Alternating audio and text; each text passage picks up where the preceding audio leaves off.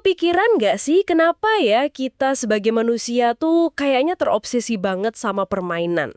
Dari catur yang umurnya ribuan tahun sampai game di HP yang kita mainin sambil nunggu kopi. Seringnya kan kita anggap remeh ya cuma buat hiburan. Tapi gimana kalau ternyata permainan itu salah satu cetak biru paling fundamental yang ngebentuk peradaban kita? Nah, itu dia yang mau kita bongkar hari ini. Kita punya sumber utama dari buku Playing with Reality, karya Kelly Clancy, buat ngelihat gimana permainan itu ngebentuk matematika, strategi perang, bahkan cara kita mikir soal rasionalitas itu sendiri. Misi kita kali ini adalah mengungkap hubungan yang tersembunyi antara aturan fiksi dalam permainan dan ya aturan nggak tertulis yang ngegerakin dunia nyata. Dan ini ide intinya ya. Permainan itu bisa dibilang semacam kebenaran tapi bohong. Di dalam dunianya sendiri, aturannya itu absolut. Tujuannya jelas banget. Tapi kan dunia itu fiksi. Yang jadi menarik dan kadang berbahaya, itu pas kita ambil model-model fiksi yang rapi dan teratur ini, terus kita proyeksikan ke dunia nyata yang, ya ampun, berantakan dan kompleks. Hari ini, kita bakal lihat gimana proyeksi itu bisa mencerahkan, tapi sekaligus juga menyesatkan. Oke, mari kita mulai dari awal banget, jauh sebelum ada tulisan. Ternyata udah ada permainan. Ada satu cerita yang luar biasa dari sejarawan Herodotus tentang bangsa Lydia. Mereka ini konon katanya selamat dari bencana kelaparan selama 18 tahun dengan strategi yang aneh banget, main game. Jadi mereka main seharian penuh buat ngalihin pikiran dari lapar, terus besoknya baru makan. Gitu terus, gantian. Cerita itu lebih dari sekedar anekdot soal distraksi loh. Itu nunjukin kemampuan permainan buat menciptakan sebuah realitas alternatif yang begitu menyerap. Sampai-sampai kebutuhan biologis paling dasar aja bisa dikesampingkan sementara. Ini bukti awal kalau permainan itu adalah model dunia yang bisa kita masuki. Dan beberapa model ini dibuatnya serius banget. Contohnya Rhythmomachia, atau yang sering disebut permainan filsuf. Permainan filsuf, wah kedengerannya berat. Kayak gimana tuh? Bedanya apa sama catur biasa? Bayangin catur, tapi bidaknya itu punya nilai angka. Dan angkanya itu mewakili teori bilangan dari Pythagoras. Di permainan ini, menang itu bukan soal skakmat raja, tapi soal menciptakan harmoni matematis di atas papan. Anda harus nyusun bidak dalam proporsi aritmatika atau geometris tertentu. Benar-benar permainan buat para kutu buku matematika zaman dulu. Jadi ini bukan cuma mainan papan biasa ya. Ini lebih kayak alat indoktrinasi. Semacam cara buat ngelatih otak biar ngelihat dunia persis kayak cara para Pythagorean ngelihatnya. Tepat sekali. Bagi kultus Pythagoras, alam semesta itu sendiri adalah sebuah harmoni matematis. Semua adalah angka, gitu kata mereka. Angka rasional yang rapi itu fondasi segalanya. Nah, Rhythmomachia ini perwujudan fisik dari keyakinan itu. Dia ngelatih pemain buat melihat keteraturan dan keindahan matematis di mana-mana. Model mereka soal alam semesta itu begitu sempurna, begitu elegan. Tapi biasanya, kalau ada sesuatu yang terlalu sempurna, disitulah masalah muncul kan? Dan masalahnya besar. Seorang anggota kultus namanya Hippasus, waktu lagi iseng mainin angka, dia nemuin sesuatu yang mengerikan buat mereka. Bilangan irasional, akar kuadrat dari 2 contohnya. Sebuah angka yang desimalnya nggak pernah berhenti dan nggak pernah berulang. Eksistensi angka ini ngerusak seluruh model alam semesta mereka yang rapi dan teratur itu. Realitas ternyata lebih rumit dari papan permainan mereka. Tunggu, terus apa yang terjadi sama Hippasus? Menurut legenda, dia dieksekusi. Dibuang ke laut karena penemuannya dianggap bidah. Nah, di sini kita lihat bahaya pertamanya.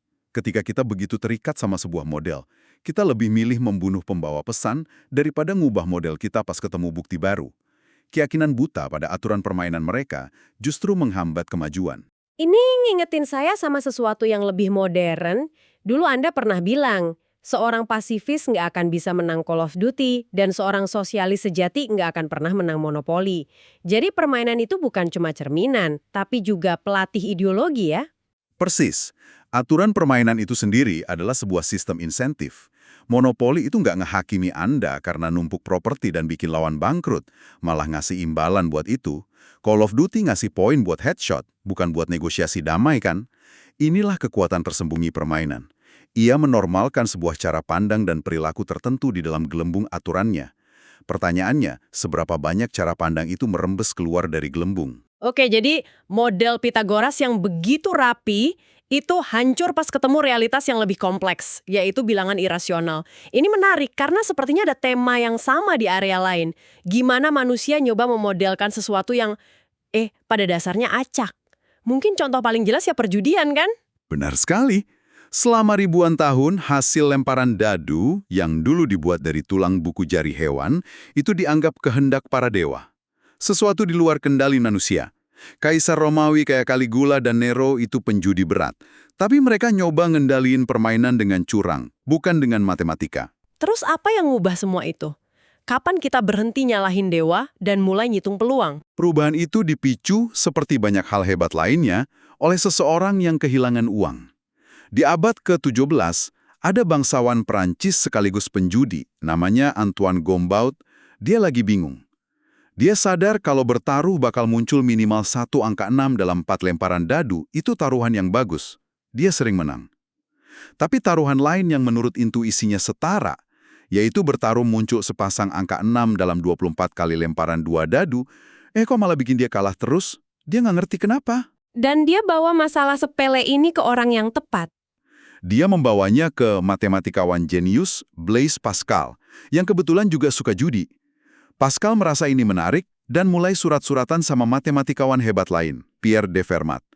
Dari surat menyurat mereka buat mecahin masalah judi seorang bangsawan, lahirlah fondasi dari cabang matematika yang sama sekali baru, teori probabilitas. Gila sih. Jadi teori probabilitas modern lahir dari bangsawan yang kalah judi.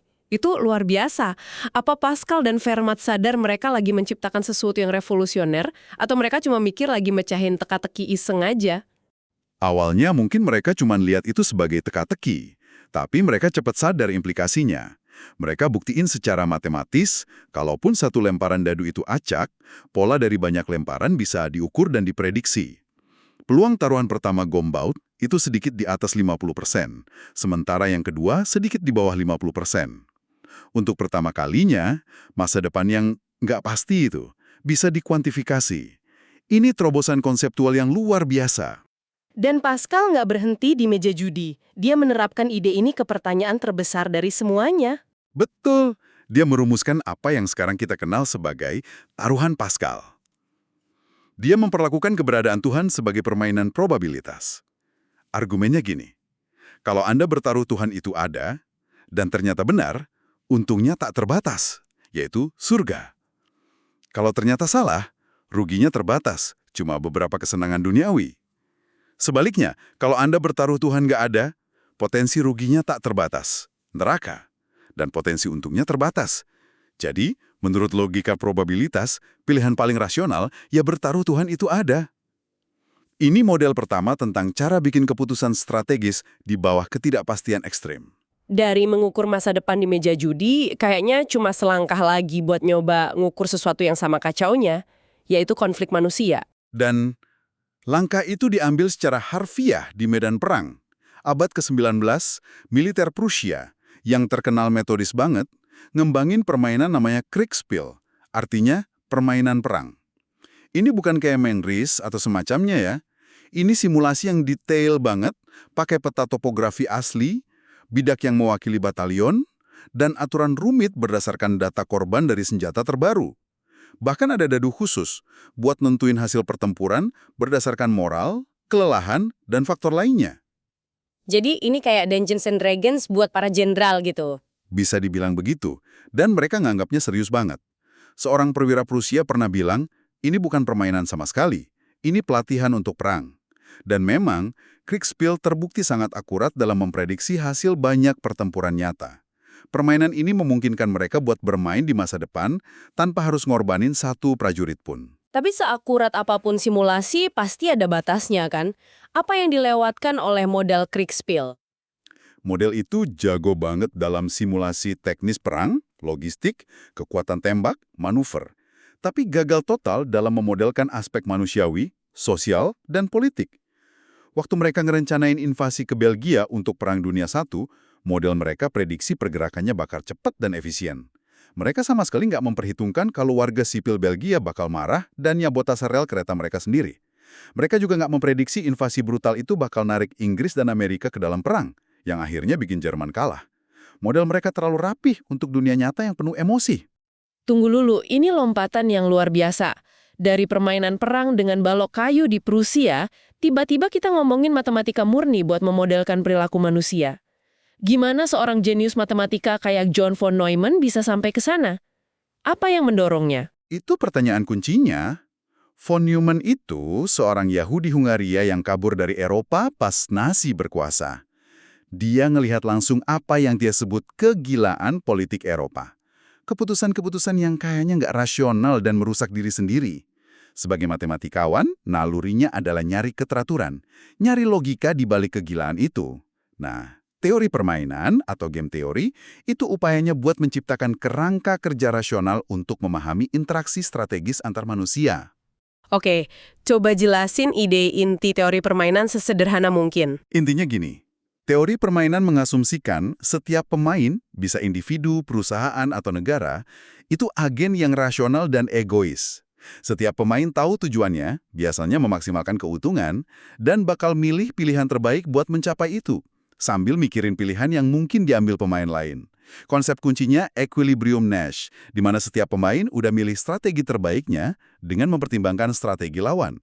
Jadi nggak ada yang bisa dapat hasil lebih baik dengan ngubah strateginya sendirian. Dan aplikasi paling mengerikan dari teori ini, pastinya doktrin MAD di Perang Dingin ya, Mutually Assured Destruction. Tepat sekali. MAD itu contoh sempurna dari equilibrium Nash yang menakutkan. Baik Amerika maupun Uni Soviet punya cukup senjata nuklir buat hancurin satu sama lain berkali-kali. Kalau satu pihak nyerang duluan, pihak lain masih punya cukup waktu buat ngeluncurin serangan balasan yang sama-sama menghancurkan. Dalam permainan ini, strategi terbaik buat kedua pemain adalah nggak ngapa-ngapain. Menyerang itu pilihan nggak rasional karena pasti bakal ikut hancur. Itu pemikiran yang mengerikan sekaligus, menakjubkan, bahwa keselamatan seluruh planet selama puluhan tahun bergantung pada sebuah equilibrium matematis yang dingin, di mana semua orang terlalu takut untuk bergerak. Rasanya rapuh banget. Sangat rapuh. Tapi itu menunjukkan betapa kuatnya sebuah model pemikiran.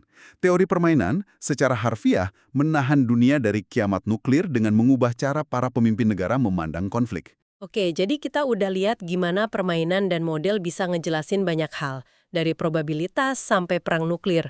Tapi apa yang terjadi kalau kita terlalu jatuh cinta sama model kita dan lupa kalau itu cuma penyederhanaan dari realitas? Nah, disinilah kita sampai ke bagian paling krusial. Dan nggak ada contoh yang lebih baik dari esai terkenal tahun 1968 oleh ahli biologi Garrett Hardin. Judulnya The Tragedy of the Commons. Ini salah satu ide paling berpengaruh dan bisa dibilang paling merusak yang lahir dari pemikiran berbasis teori permainan. Tragedi milik bersama, saya pernah dengar. Intinya, sumber daya yang dimiliki bersama itu pasti bakal hancur, kan? Betul. Hardin bikin sebuah permainan pikiran. Bayangin padang rumput milik bersama. Setiap penggembala sebagai makhluk rasional mikir kalau saya nambah satu sapi lagi, saya dapat semua untungnya. Sementara dampak kerusakannya ditanggung bareng-bareng. Karena semua mikir gitu, mereka semua bakal terus nambah sapi sampai padang rumputnya hancur total. Kesimpulan Hardin suram. Kebebasan di ranah milik bersama akan membawa kehancuran bagi semua. Kedengarannya logis banget, bahkan hampir tak terhindarkan. Sulit dibantah, karena modelnya begitu sederhana dan elegan. Dan itulah masalahnya. Model itu terlalu sederhana. Selama puluhan tahun, ide ini diterima kayak hukum alam. Sampai seorang ilmuwan politik, Elinor Ostrom, datang dan melakukan sesuatu yang radikal.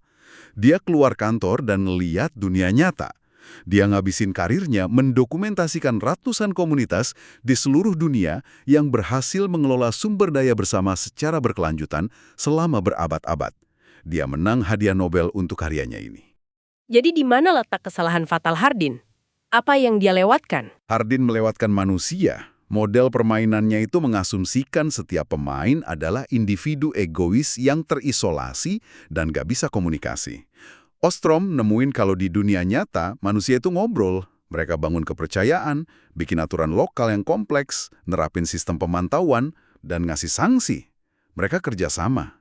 Hardin ngambil model teoretis yang abstrak, sebuah permainan di atas kertas, dan keliru menganggapnya sebagai cerminan pasti dari sifat manusia.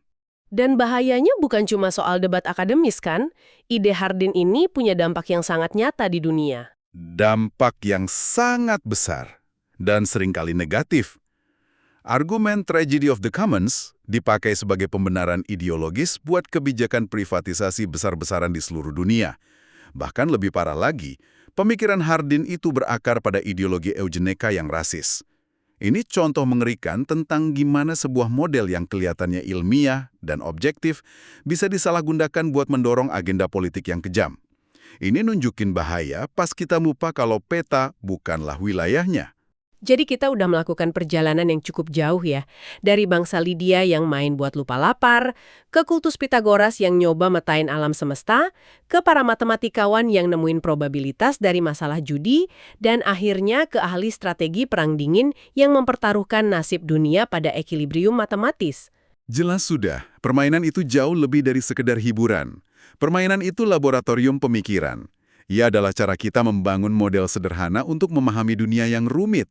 Aturan fiksi di dalamnya menciptakan insentif yang sangat nyata, membentuk perilaku kita, dan bahkan bisa mendefinisikan ulang apa yang kita anggap rasional. Tapi, seperti yang udah kita lihat berulang kali, model-model ini pedang bermata dua. Mereka bisa ngasih kita pencerahan yang luar biasa, tapi juga bisa bikin kita buta sama kompleksitas, nuansa, dan kemanusiaan di dunia nyata. Bisa jadi penjara intelektual kalau kita terlalu meyakininya. Buku ini pada akhirnya berargumen bahwa permainan itu adalah peta yang membentuk kembali wilayahnya. Aturan dan imbalan dari sebuah permainan itu nggak cuma mencerminkan perilaku, tapi juga membentuknya.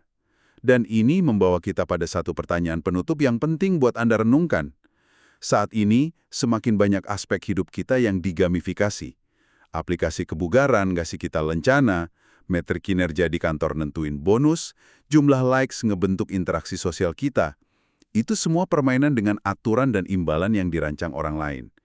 Jadi pertanyaannya adalah, jika hidup kita semakin diatur oleh aturan permainan yang dirancang oleh perusahaan teknologi, oleh atasan kita, atau oleh pemerintah, bagaimana kita bisa memastikan bahwa kita masih menjadi pemain yang punya agensi, yang sadar akan aturan mainnya, dan bukan hanya sekedar bidak yang digerakkan tanpa sadar di atas papan?